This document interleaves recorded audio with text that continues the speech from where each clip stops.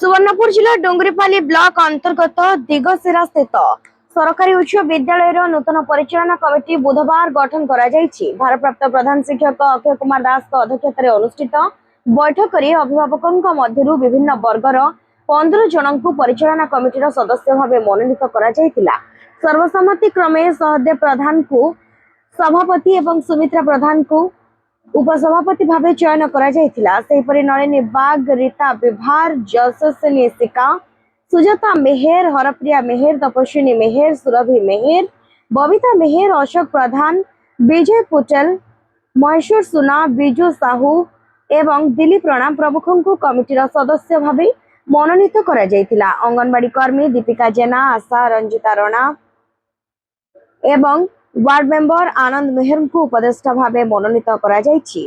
CRCC Dilip Kumar प्रधान committee गठन रे जोगदे परिचालना committee गठन उद्देश्य और आभिमुख्य संपर्क आलोकपात करथिले। नूतन कमिटी गठन हेबा द्वारा विद्यालय गुणात्मक शिक्षार प्रसार, मध्याह्न भोजन तदारख, छात्र छात्री सुरक्षा, स्कूल परिवेश जत्न नेबा और स्वास्थ्य संबंधी विभिन्न प्रसंगर समीक्षा पाई प्रतिमास बैठक करिबो बोली सीआरसीसी प्रधान सूचना प्रदान करथिले।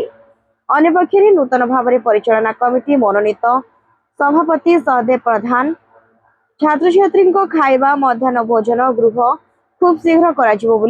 नूतन मनोनीत कमिटी 9 जन महिला एवं 6 जन पुरुष रही। कमिटी गठन रे वरिष्ठ शिक्षयित्री अंजना बाग, बाबूलाल बणिया उपस्थित रही सहयोग करथिले।